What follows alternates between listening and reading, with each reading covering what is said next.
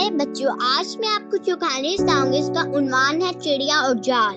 ایک دن ایک چڑیا ایک جال کے پاس سے گزری۔ چڑیا نے جال سے کہا، اے جال، تم راستے سے اتنی دور کیوں رہتے ہو؟ جال نے جواب دیا، لوگوں سے دور رہنا چاہتا ہوں تاکہ وہ مجھ سے محفوظ رہیں اور میں ان سے محفوظ رہوں۔ چڑیا نے کہا، تم نے اپنے اوپر مٹی کیوں ڈال رکھی ہے؟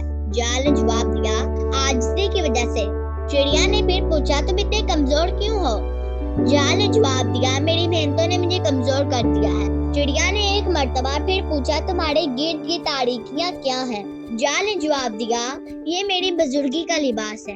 چڑیا جال سے پوری معلومات لینے کی خواہش مند رکھتی تھی، لہذا پھر پوچھنے لگی، تمہارے ساتھ یہ لاٹھی کس کی ہے؟ جال نے جواب دیا، جب میں تھک جاتا ہوں تو اس کا سہارا لے کر کھڑا ہوتا ہوں۔ چڑیا نے پھر پوچھا، اور یہ گندم کے دانے کس کے ہیں؟ جال نے جواب دیا، یہ دانے میں ایسے پرندوں کو دیتا ہوں جو بھوکے ہوں یا مسافر ہوں، دور سے اڑتے ہوئے آ رہے ہوں۔ چڑیا نے کہا، میں بھوکی بھی ہوں اور مسافر بھی، کیا تم مجھے دانے دو گی؟ جال نے کہا، اس کے لیے تمہیں میرے قریب آنا پڑے گا۔ چڑیا جیسے ہی جال کے قریب ہوئی، جھاڑی کے پیچھے چھپے شکاری نے نہایت تیزی سے جال کی رسی کھینچ دی اور چڑیا کو پکڑ لیا۔ چڑیا چلائی، مجھے دھوکہ دیا گیا ہے، میرے ساتھ بد اخلاقی کی گئی ہے۔